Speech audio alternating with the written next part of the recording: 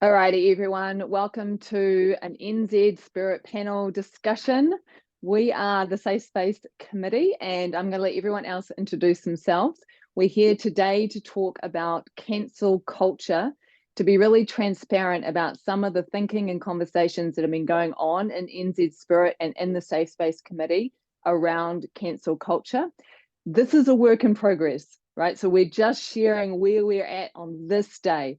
We welcome your feedback. We want to hear your comments. We want this to be a community discussion. So we're bringing all of you in here.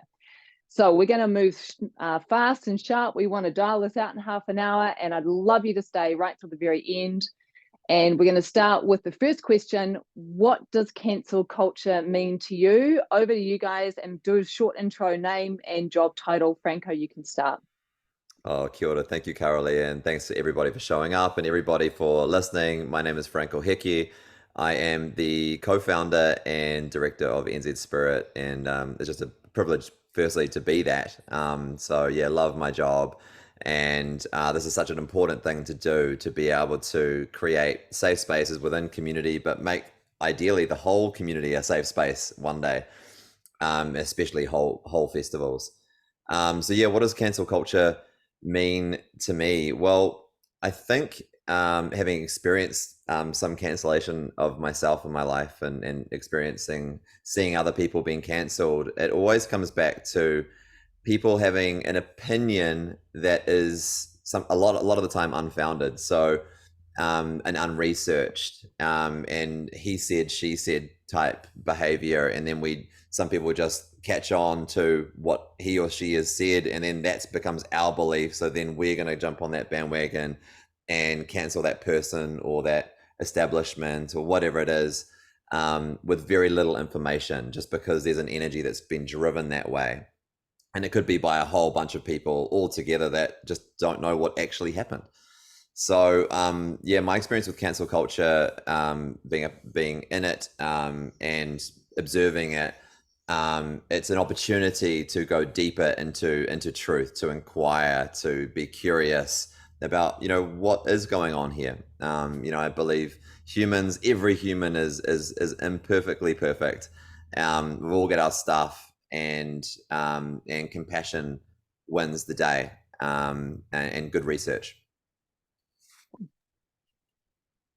Cool. So hey guys, I'm Michaiah. I am the events manager for NZ Spirit, and it's been pretty exciting to come in on this amazing kaupapa and what we're creating. And yeah, I'm really excited about being part of it and what the future holds for us with NZ Spirit as we grow and learn and get better at what we're doing.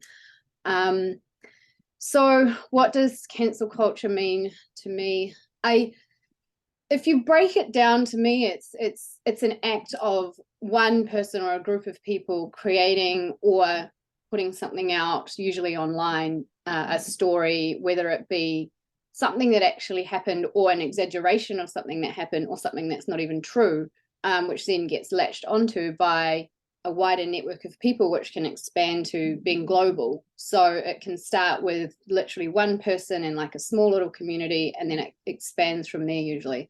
So that, I guess, to me is what the essence of cancel culture is. It's usually done with the intent to destroy someone's life or to create negative energy for that or around that person, or to turn other people against that person. So sometimes it can just come from a place of hurt. Like, it might not be that anything that bad has necessarily happened, but someone just feels hurt, so then they are trying to hurt that person back. So my kind of thought around it is to always inquire further. Where did this come from? What place did this comment, this post, this story come from? Was it from a place of actually being a victim of a crime or of something bad, or did it just come from a place of like a misunderstanding that happened between two people, and one of them is feeling hurt and upset, and so therefore is trying to create hurt and upset for that person back? Over to you, Rayna. Kia ora, everyone. Yeah, Rayna here. I'll drop in. I think it's my turn. Coming from the Kara-Leah Gorge, beautiful, beautiful spot. Dogs, trucks. I'll carry on through it. So I'm involved in what's called Making Space Safe. I've been operating that with Kara-Leah at the last Resolution Festival, New Year's. Those dogs are going for it. So the concept there is providing a space where at the moment of need, there is a space for people to drop in and be held, and some guidance and support to the services that that person needs are available. So right there, right time, right place. So cancel culture, I'm going to speak to it from the positive, actually, the accountability and the power balance shifting to the public. So for example, if a company is polluting a waterway and people are observing that and taking photographs and putting that out on social media and saying, hey, this company is acting in this way that's out of integrity, let's boycott them. Let's boycott their product and actually get some action, get some power behind ways of holding someone accountable for their actions. That could be healthy, it could be very unhealthy when it comes down to gossip and perhaps things that aren't necessarily factual, because there are processes in place, for example, if there's pollution in a waterway, that should be followed. But sometimes there's very little traction in those areas and it takes too long and too slow. The power of the people to act in immediacy on social media is huge. So, there is some benefit to it, but it's a new phenomena. We have to engage with it as a society in a way that ensures that it's ultimately healthy. That's me. Awesome. Thanks, Rayna. So my name's Kara-Leah and I am involved in supporting and holding the safe space at Resolution and NZ Spirit North, and next year NZ Spirit South. So what cancel culture means to me, cancel culture is a way to wield power. And I think historically when it arose, it was a way to hold famous people or celebrities to account in ways that those who felt disempowered felt like they couldn't. It's like these people are doing, it's a way of like publicly calling out and boycotting individuals or companies for behavior or past action. So it's a way to wield power. And what I see with cancel culture is that when we're wielding power, the question is, what's the underlying intention for wielding of the power? Is it to destroy, damage, be mean towards, etc., or is it to hold someone to account and make sure that that person is, basically being held to account? I'm going to end it there. That's what cancel culture means to me, a way to wield power. Alrighty. Question number 2. If you read a social media post making allegations about someone, how do you respond to it or filter that? So do you just automatically believe it and then or what do you do, Franko? It's an interesting one because it brings feelings up in all of us. When I see something, especially if someone's really eloquent and a great English speaker and writer, and they can really get their emotions across and it's convincing. Like part of me goes, what's not to not believe? Like, there you go, like that, and I know that person, and I've had a good experience with that person. Like there's a big part of me that will go along with, for a minute or so, believing what they're saying, and then it doesn't take long these days to kick into curiosity and compassion and wonder what the other side of the story is. And so, these days I definitely don't get into big arguments and things online and showing my opinion online. I choose to do that in person more these days, and proving my reality is showing up in person, and the events I put on, I like to just sort of be the change, be the facts. But yeah, it brings up all of that. Like, first I could believe if it's compelling, and then I hold myself back and go, oh, actually there's two sides of a story, there always is, and then get compassion for everything that's going on, especially if it's a negative sort of brush.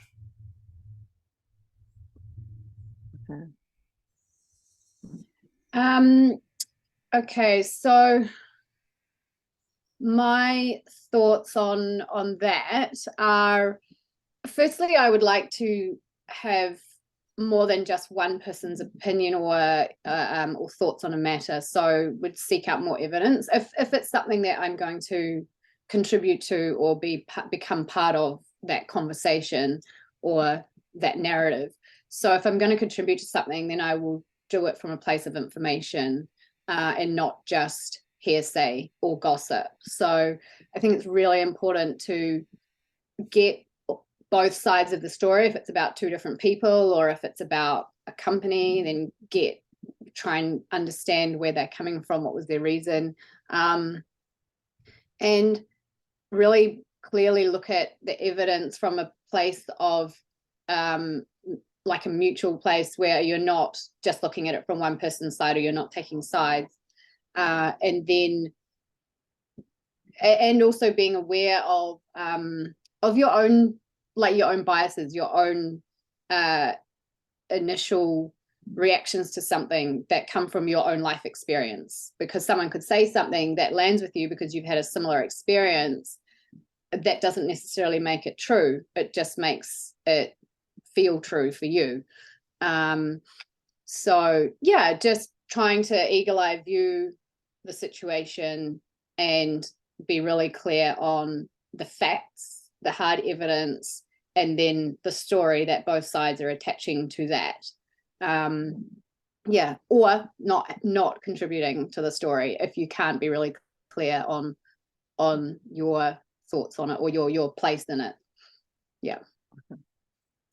Cool. Beautiful, Michaiah.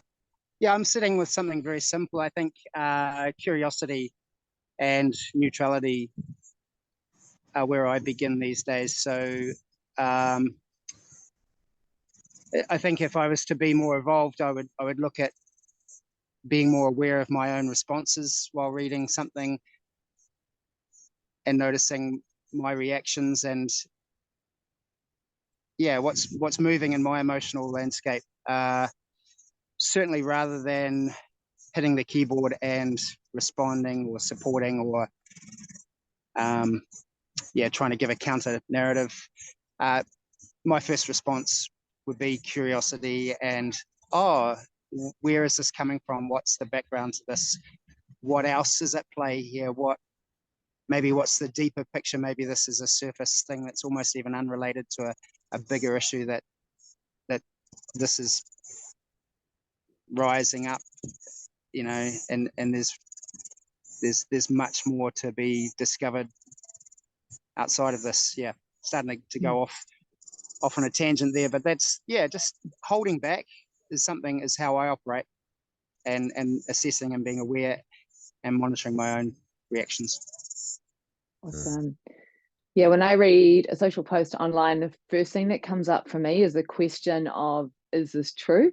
And I have a tendency to research the fuck out of things. So then I go do a bunch of research, whatever that might look like, not just online. And like if it's something I care about, someone I care about, someone in my community, they're talking about someone I care about, if I have that level of connection, then research, and then I will talk to people in person. I really, really value, including the person who the allegations has been made against. I really value that person to person connection.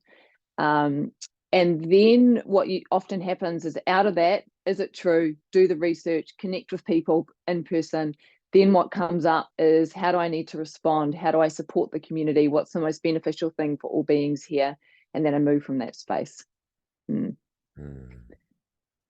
All right, question number 3. How do you make decisions related to cancel culture as an event organizer or presenter or participant, depending on your role here? Yeah, good question. And it's developed over the years. We now have this Safe Space Committee, and we, about 2 or 3 months ago, we had a situation that came up with someone that was in question in the community around whether or not they should be presenting at one of our festivals, which really pulled me to start deciding with a bigger group on on if this should be something that we should follow through with or not. Should this person be at this festival or not? So I put together a council, and it's a fluid council of really, really intelligent people, well-respected people in the community, and we had that meeting that was also mediated by a neutral person. So that was a really powerful way to make a circle structure of lots of people with different angles and intelligence to one goal. And we formulated a very, very clear decision after that meeting, of that council meeting. So that was a beautiful experience, and from that has grown more circular decision making around who is ideal to hold space as a facilitator or a musician or a stall holder, et cetera, at these festivals. So yeah, a committee, circular structure, deciding together. Cool. So my thoughts on this are, in an ideal world, we would have enough time and resource to gather both verbal and written evidence and hard evidence, i.e. video or what have you, from as many sources as possible, from both sides of the story. Legal reports, police reports, any documentation that comes with the incident. Then you would have a sit-down discussion or a mediation with both the person harmed and the person causing the harm, to come to an informed agreement or decision on the situation and the outcome.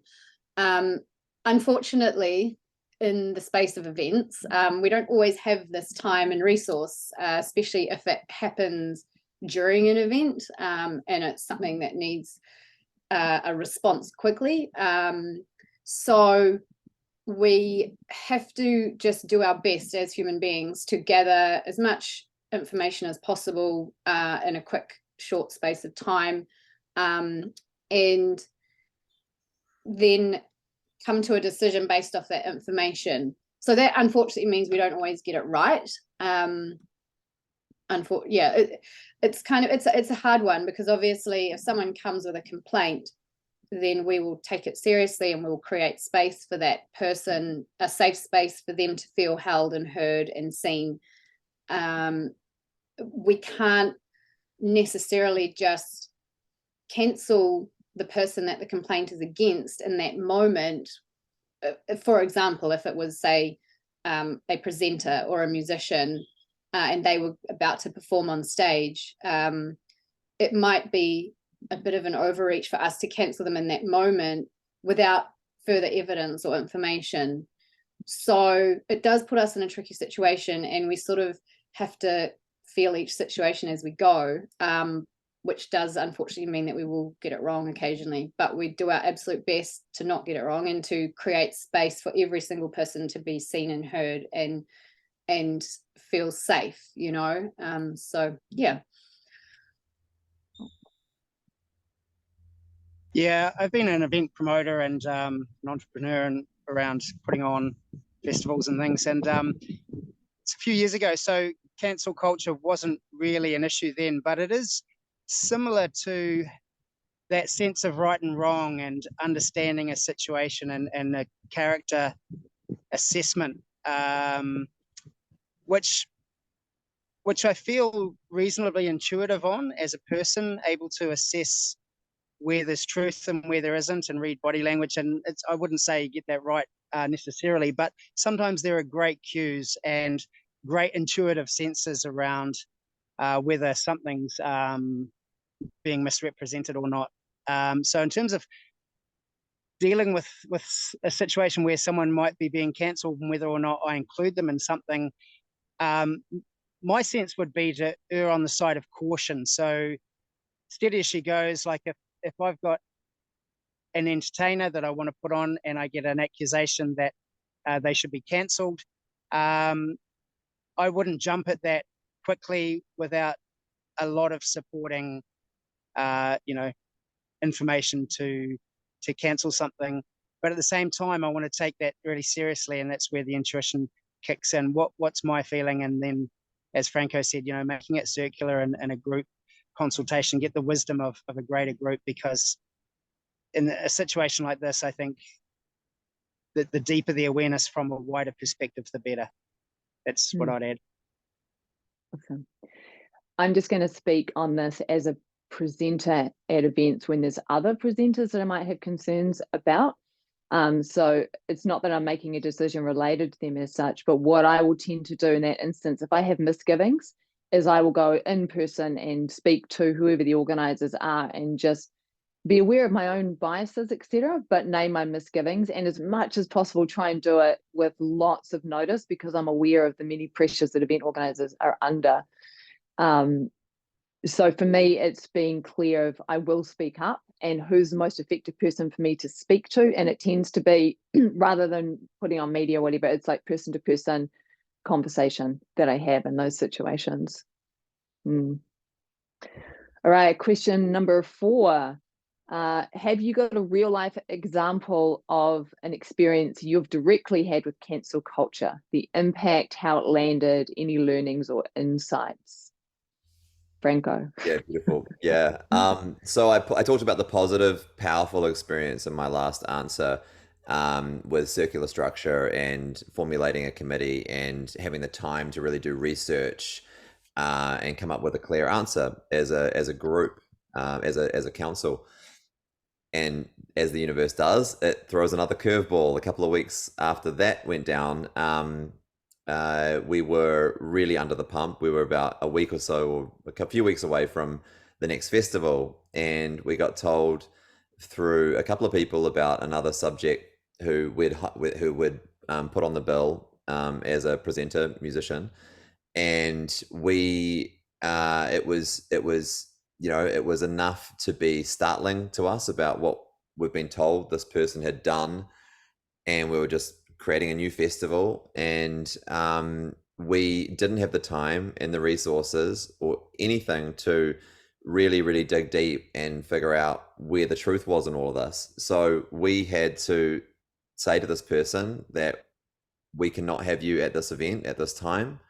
We're going to circle around to this after the event to come back to this discussion, but we just simply, we don't have the time, and we didn't have the time and the resources to figure out what was the truth here. And that hurt me a lot, because we know what process works, but we didn't have time to do the process.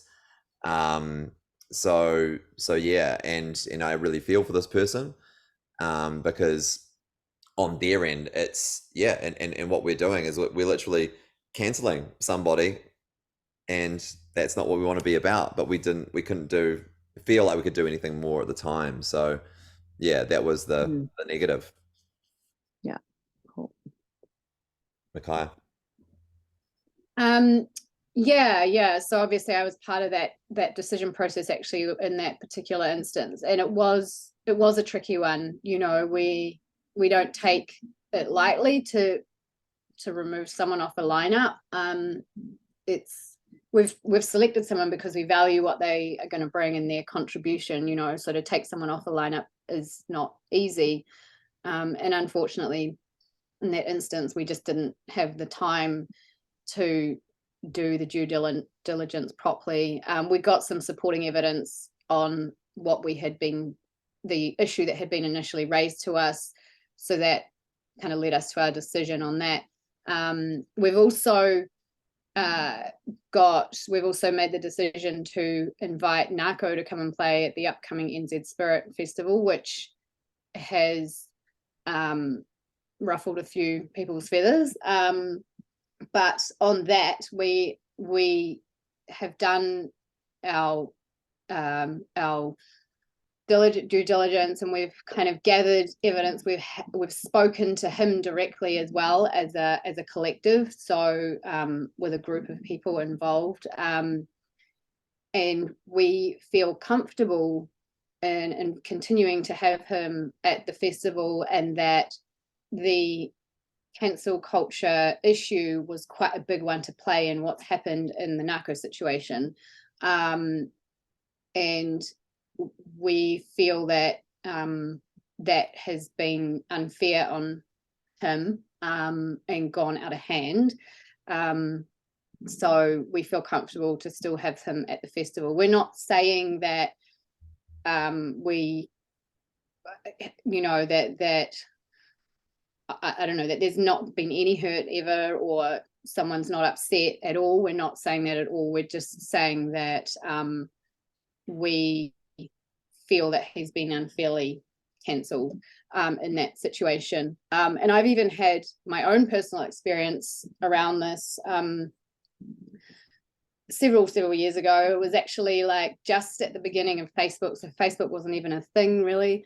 People used to be on chat rooms. I don't know if anyone remembers that. But my partner at the time committed suicide, and that was an absolutely devastating thing to happen. But at that time, people started jumping in on these chat rooms and talking shit about me that had never met me. They didn't know me apart from what was portrayed in the media, and this image that they thought that they knew of me based on a photo. And that was really hurtful. You know, not only was I dealing with the loss of my partner, but I was also being absolutely talked about like shit online. And it hurt, you know, because it wasn't true. It was all lies. And it's still, even when I think about it now, it still hurts, you know. It was a really, really shit time in my life. And the pain that caused as a defamation of my character changed who I was. It's, to this day, it's changed who I am as a person.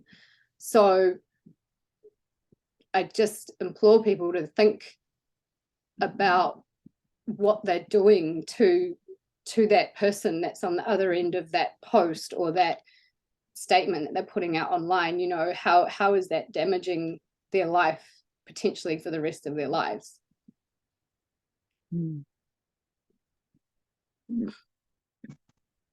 I think hearing Michaiah speak to that personal experience, and obviously seeing that emotion alive even now, is key to why we're doing this, why we're having this discussion, why we need to look at the power of cancel culture and the impact that has. So I'm not going to dilute that with my trivial experiences, which feel pretty trivial. Do I have something constructive to add to that, other than my dedication to growing awareness of the growth of our culture online, the growth of communication and the impact it has, particularly online bullying and cancel culture and the wielding of power through the keyboard that sometimes bypasses the truth or misrepresents or amplifies something from a whisper to 100 people saying it, therefore it's true. You know, this is the danger that we have to face as a community, or danger. This is the challenge. This is the gift that, you know, that we have in modern society of being able to recognize truth, perhaps from our own perspective first, know what's really true for ourselves, you know, hone this inbuilt gift of truth seeking, rather than outsourcing it to someone else to tell us what the truth is. And you know, it's a beautiful intuitive muscle that is actually really, really powerful and really spot on when I hone it, you know. And I'm nowhere near a master, but I've always had the ability to assess and make my own judgment isn't the right word, but you know, it's to see the right and wrong, and to trust myself, back myself on that. That's what I'll add. Awesome. we'll try and keep this short before we go into our final question. So I said yes to facilitating with someone without doing due diligence and looking at alignment and particularly integrity. And for me as a presenter, truth is one of the things that's like one of my whole things. So it's really important for me that I move from that space. So what I've realized is that sort of I'm on the other side of what you guys are talking about. It's really important for me to do due diligence, to do research, and to be very clear if I'm going to be associated with someone that there is an alignment of integrity so that I don't have to walk away or step down or step back. And so that's a way that I'm looking at achieving better outcomes, is really doing due diligence as a presenter. And when I get involved with things, does this align for me? Yeah. All right, wrapping up, last question here, because Rayna, we have to go. So what kind of culture would you prefer to have in place for our community? Rather than cancel culture, what would you prefer to see? So that we're still holding people to account, particularly those in power, because that's very, very important. Conversation culture. This, what we're doing right now, in-person conversation culture, holding back until the right space, set and setting is there, the right people are there, speaking to each other. Let's not speak about each other anymore. Let's speak to each other. We are all intelligent beings, that, when we create a safe space for ourselves, we're creating safe space for each other, and therefore the truth comes out of safe spaces. But when we throw dirt, more times than not, someone wants to throw dirt back at us, and we don't even know why sometimes. So let's create conversations instead of cancellations. Yeah, I agree with that. Conversation is so hugely important. And also balance. I don't know if it's the right word to use in this instance, but kind of creating a balance of, so that it's not just like one person having this ultimate power over another person, and from whichever side that might be.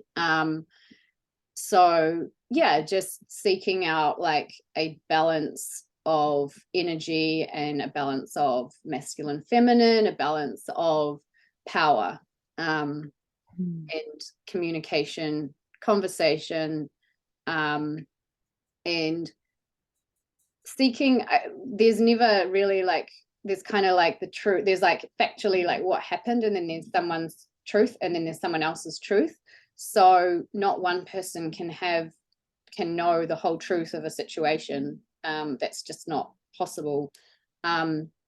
So it's kind of, yeah, seeking out information and understanding, and coming from a place of compassion and empathy for all people involved in a situation.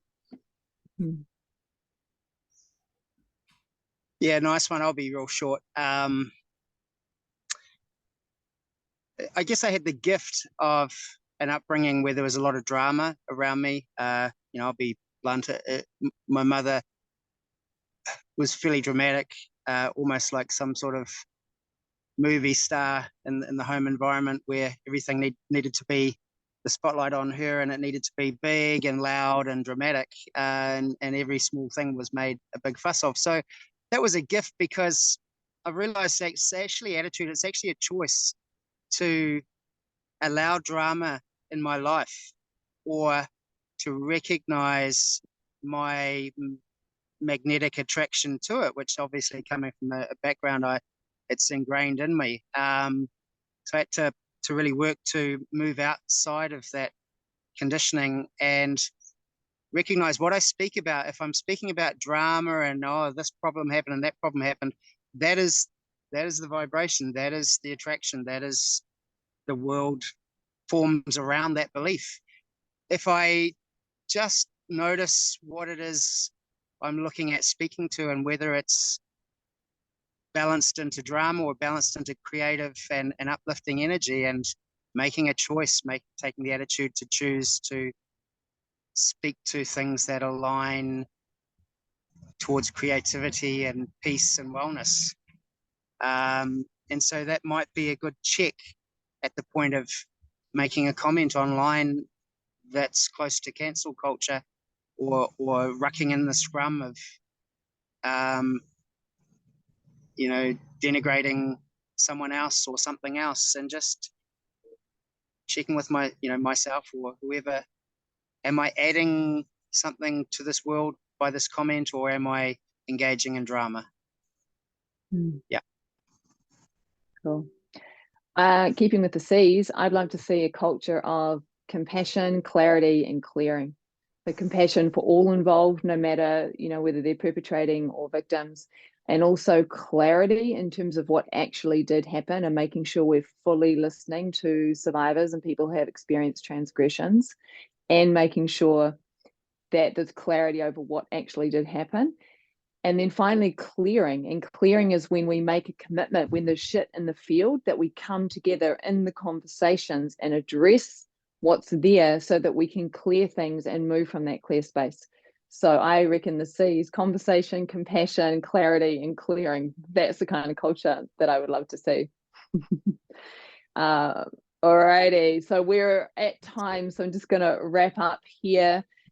We have NZ Spirit North Island is coming March 9th to 12th. There will be a full live panel discussion on this topic, which will include a Q&A. So we would love to see those of you who are interested in how we show up in this community, how we deal with cancel culture, how we take cancel culture and turn it into conversation, compassion, clarity, and clearing culture.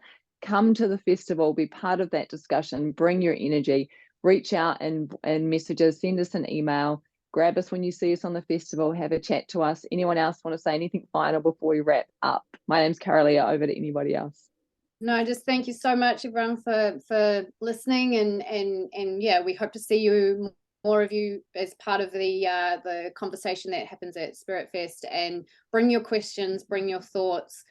Everything's valid, right? And we want to make this a better place, a better space, and provide a space for healing and growth. And yeah.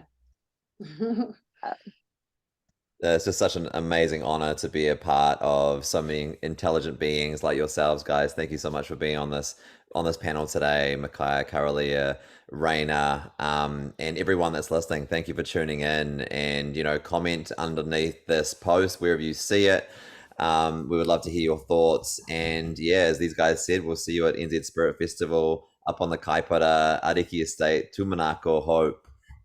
Get your tickets at nzspiritfestival.com. Yeah.